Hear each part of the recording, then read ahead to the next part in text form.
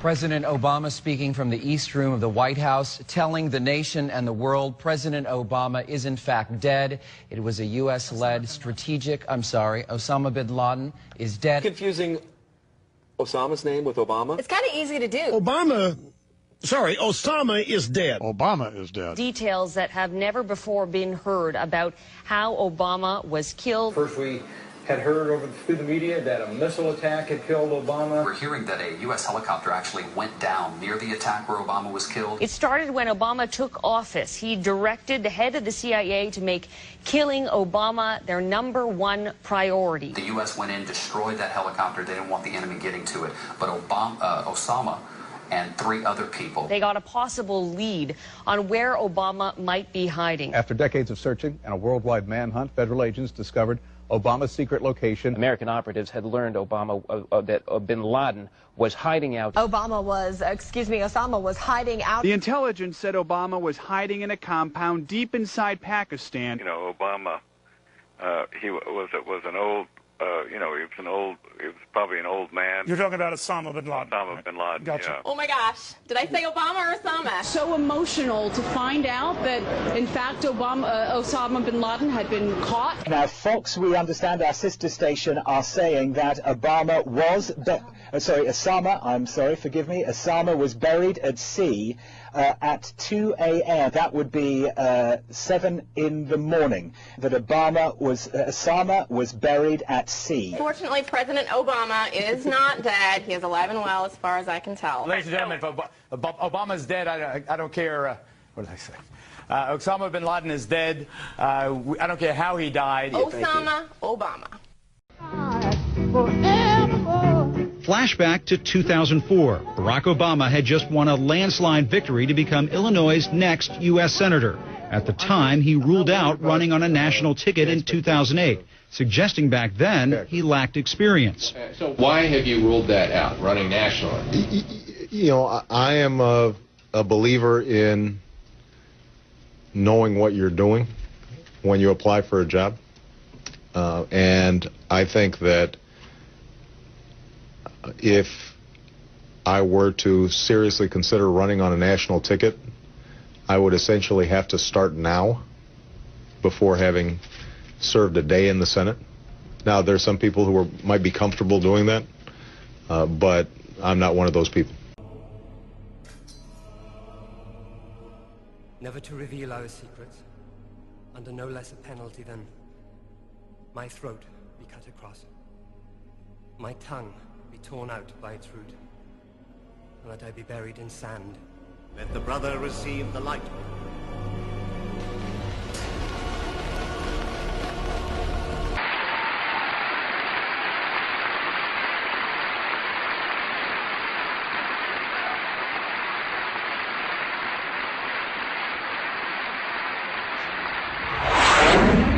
Cut this layer, boom, and now we're going to add it to a different layer on top of that other layer. And now you can see this is a completely different layer, and there's even a missing number on this when you bring this back in.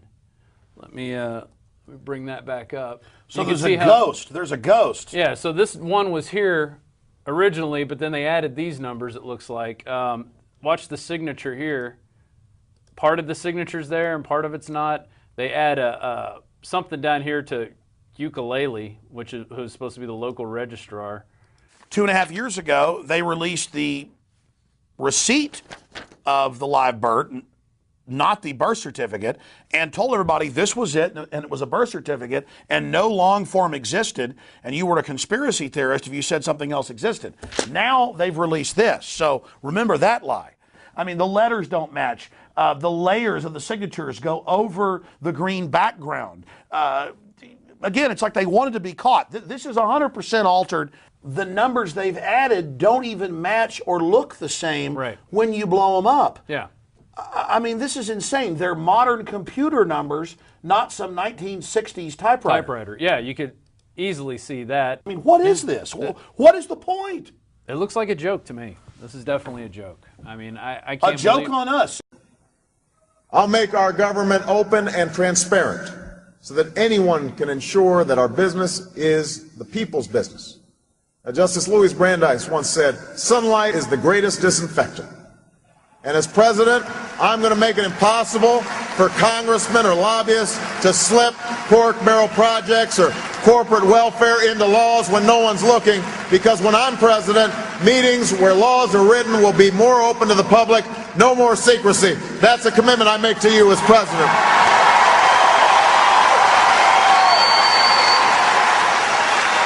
No more secrecy.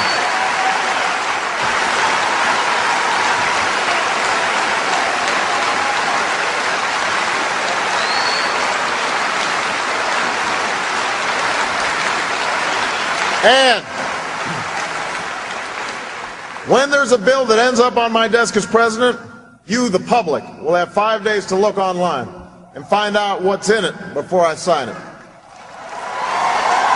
so that you know what your government's doing.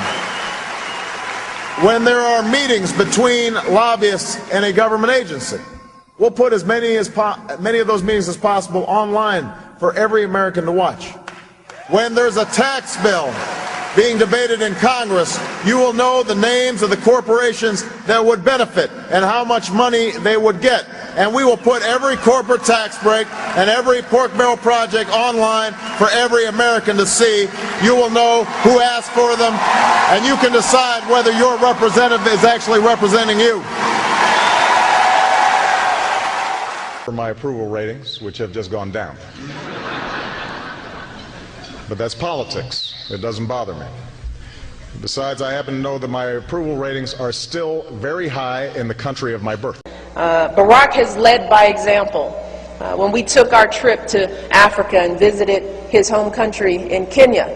Sheriff Joe Arpaio says he suspects President Obama's birth certificate is a fake.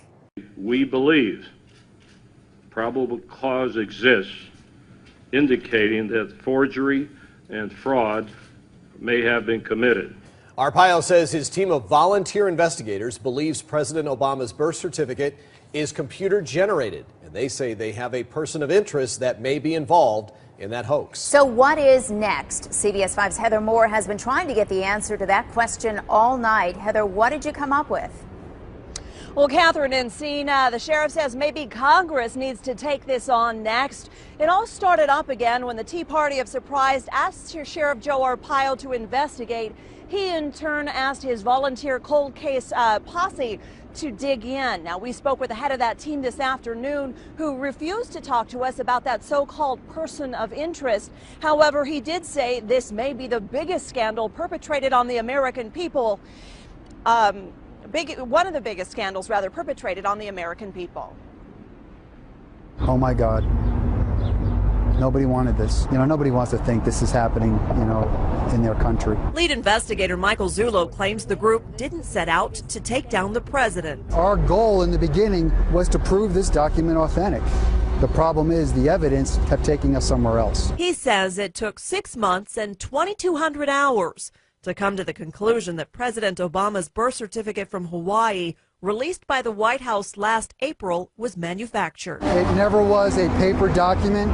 It was literally created in the mind of a computer and resides on cyberspace. The White House responded today by pointing to the president's comments last year regarding the same issue. We're not going to be able to solve our problems if we get distracted by sideshows and carnival barkers. This is your face, your reputation, your name in the front of this investigation.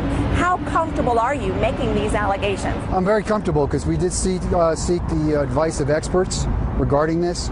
You can build the document. We could take the document apart out of the same file released by the White House.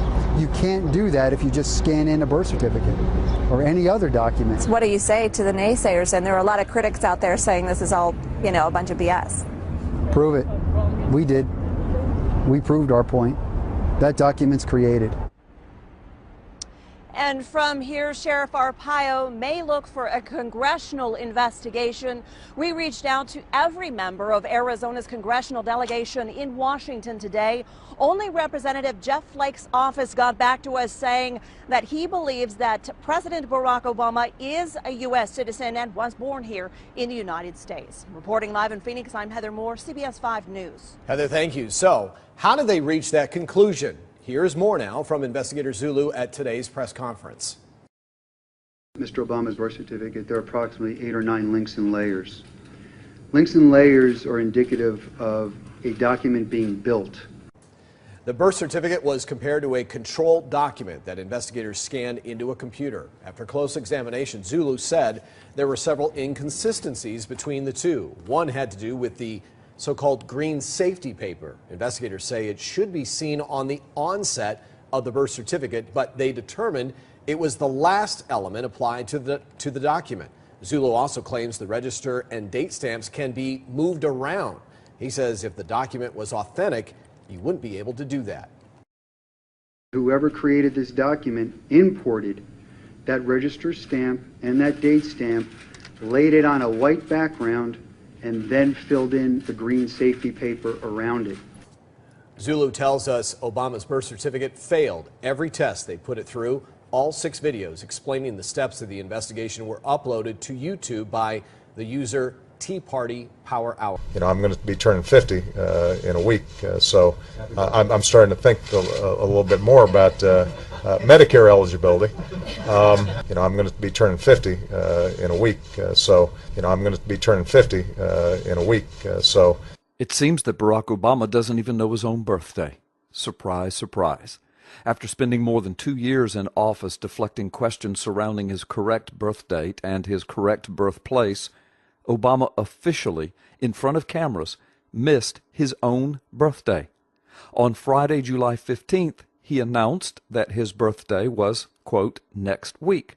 Actually, according to the document that he released in April and claimed to be his official birth certificate, his birthday would not be for another 3 weeks, on August the 4th. The president's apparent error got practically no coverage from major media. But this is not the first time that Obama has had birthday-related issues. As WorldNet Daily reported last August, Obama's age on his official MySpace page has been fluctuating erratically, with him actually getting 4 years younger on his last birthday in 2010.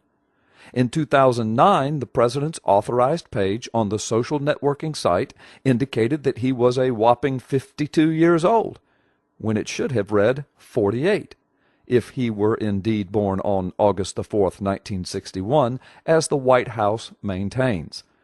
Ironically, today, Obama's MySpace page has removed all references to Obama's birthday.